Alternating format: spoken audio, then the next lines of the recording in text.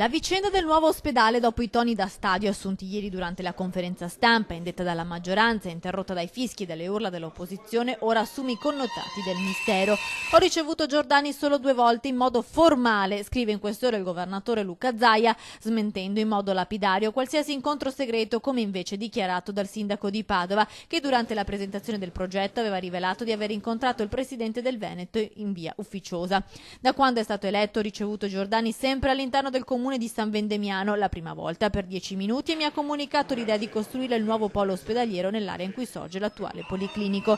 La seconda volta, giovedì scorso, mi ha consegnato l'ipotesi progettuale e l'incontro è durato 5 minuti, punto. Questa è la versione fornita da Luca Zaia, che parla appunto di incontri formali e non segreti. Intanto anche il Movimento 5 Stelle, attraverso il consigliere comunale Simone Borile, esprime contrarietà al progetto di Giordani, pur contestando i toni della protesta dell'ala bitonciana.